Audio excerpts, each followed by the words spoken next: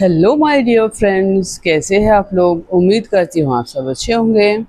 Chapter number 15 from the book Pride and Prejudice written by Jane Austin.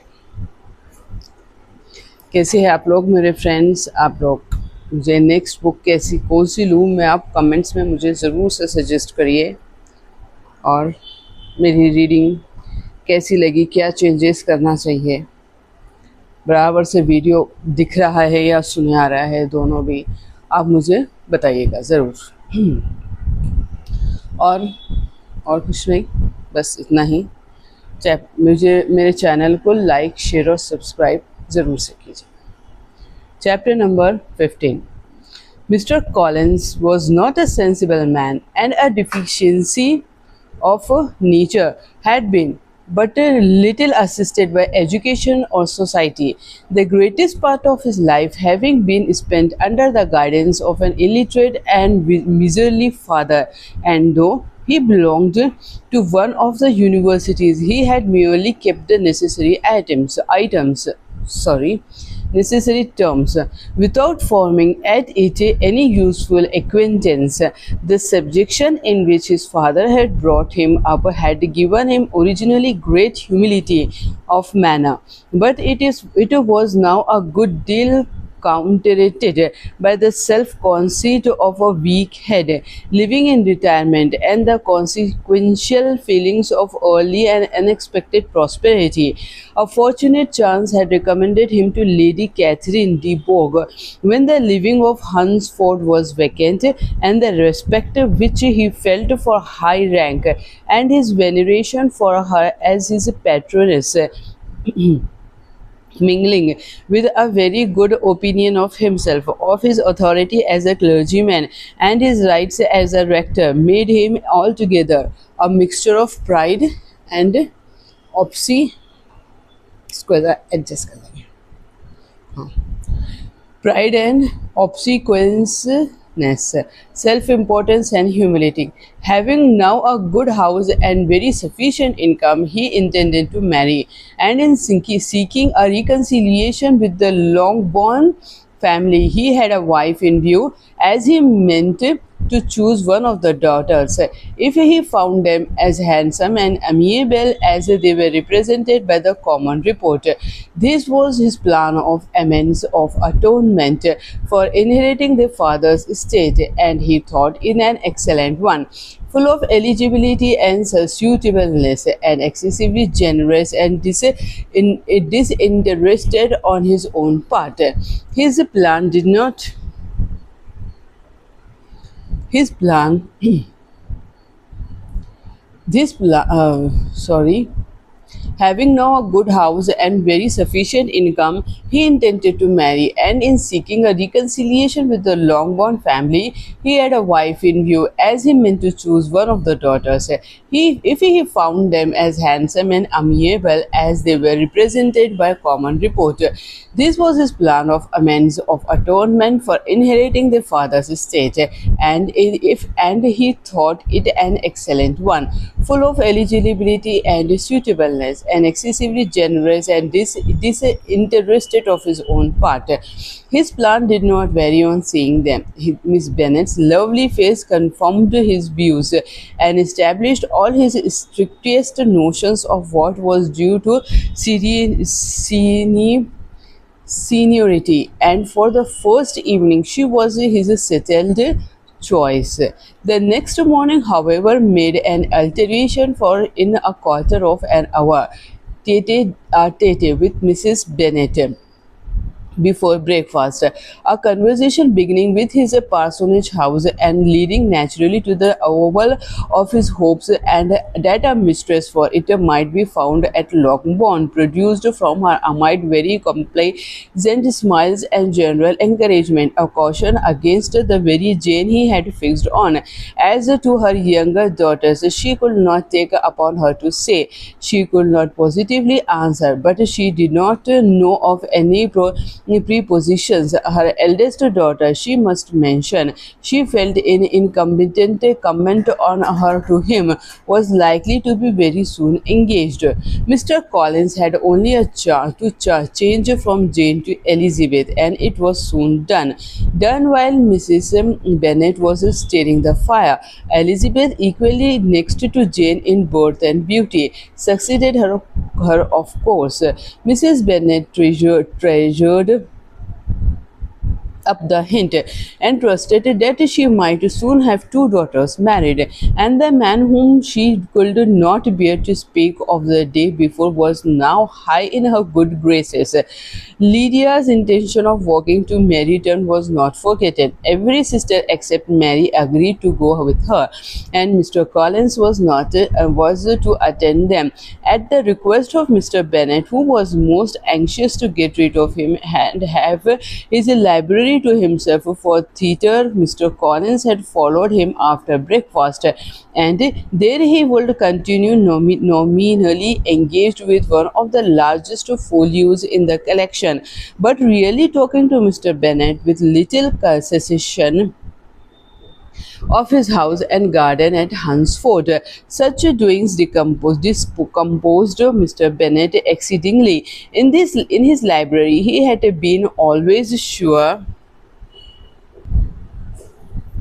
of leisure and tranquillity, and though prepared, as he told Elizabeth, to meet with folly and conceit in every other room in the house, he was used to be free from them there. His civility, therefore, was most prompt in inviting Mr. Collins to join his daughters in their walk, and Mr. Collins being in fact much better filtered for a walker than a reader, much better fitted for a walker than a reader, was extremely well pleased to close his large book and go.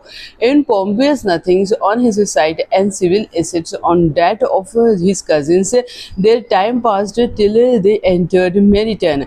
The attention of the younger ones was then no longer to be gained by him. Their eyes were immediately wandering up in the street in quest of the officers, and nothing less than a very smart bonnet indeed for a really new Muslim in a shop window could recall them. But the attention of every lady was soon caught by a young man whom they had never seen before. The most gentleman-like appearance, walking with an officer on the other hand. On the way, the officer was the very Mr. Denny, concerning whose return from London Lydia came to inquire, and he bowed as they passed. All were struck with this stranger's air. All wondered who he could be, and Kitty and Lydia, determined if possible to find out, led the way across the street under pretense of wanting something in an opposite shop, and fortunately had just gained the pavement. With the two gentlemen turning back, had reached the same spot. Mr. Denny addressed them directly and entreated permission to introduce his friend, Mr. Wickman, who had returned with him the day before from town, and he was happy to say had accepted a commission in their corps. This was exactly as it should be, for the young man wanted only regimentals to make him completely charming. His appearance was greatly in her favor. He had all the best part of beauty, a fine countenance, a good figure, and very pleasing address. The introduction was followed up of his side by a happy readiness of conversation, a readiness at the same time perfectly correct and unassuming, and the whole party were still standing and talking together very agreeably when the sound of horses drew their notice, and Darcy and Bingley were seen riding down the street. On distinguishing the ladies of the group, the two gentlemen came directly towards them and began the usual civilities. Bingley was the principal spokesman, and Miss Bennet the principal object. He was then, he said, on his way to Longbourn on purpose to inquire after her. Mr. Darcy corroborated it with a bow, and was beginning to determine not to fix his eyes on Elizabeth. on Elizabeth when they were suddenly arrested by the sight of the stranger, and Elizabeth, happening to see the countenance of both as they looked at each other, was all astonishment at the effect of the meeting. Both changed color, one looked white, the other red. Mr. Wickman, after a few moments, touched his hat, a salutation which Mr. Darcy just deigned to return. What could be the meaning of it? It was impossible to imagine. It was impossible not to long to know.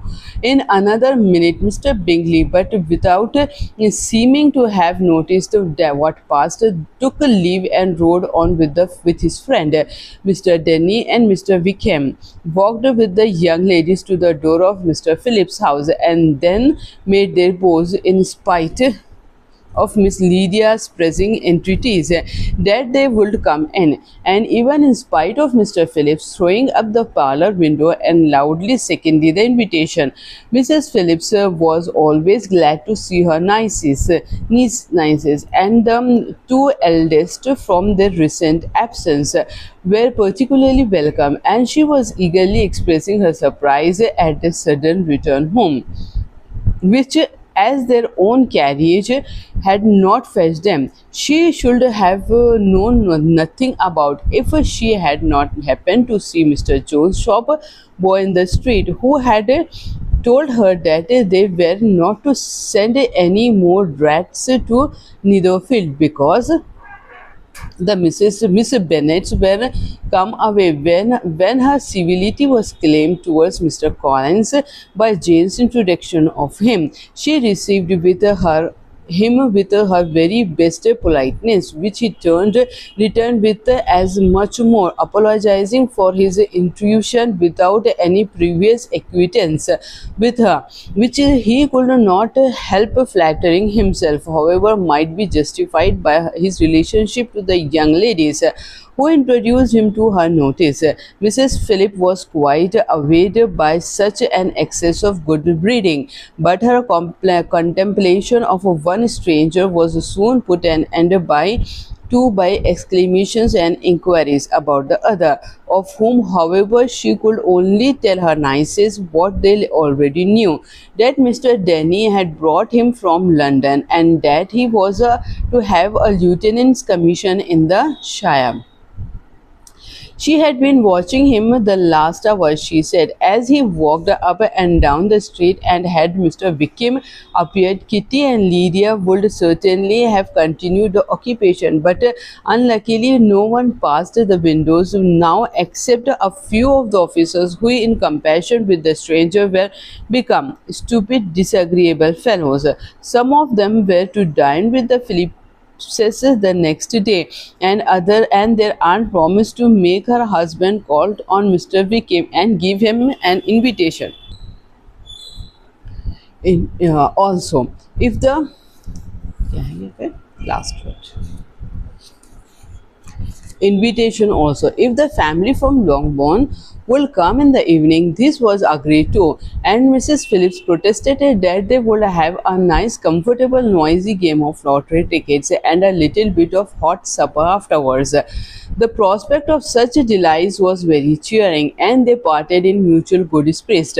Mr. Collins repeated his apologies in quitting the room, and was assured with unwavering civility that they were perfectly needless. As they walked home, Elizabeth related to Jane was what she had been passed between the two gentlemen, but through Jane would have defended either or both. But they appeared to be wrong. She could no more explain such behavior than her sister. Mr. Collins, on his return, highly gratified Mrs. Bennet by admiring Mrs. Phillip's manners and politeness. He protested that, except Lady Catherine and her daughter, he had never seen a more elegant woman, for she had not only received him with the utmost civility, but had even pointedly included him within her invitation for the next evening. although utterly unknown to her before. Something he supposed might be attributed to his connection with them, but yet he had never met with so much attention in the whole course of his life. यहाँ पे होता है हमारा chapter number 15 खत्म. मिलेंगे हम next chapter में with chapter number 16. Bye for now, my dear subscribers, viewers, and everyone. Thank you, and thank you. Bye.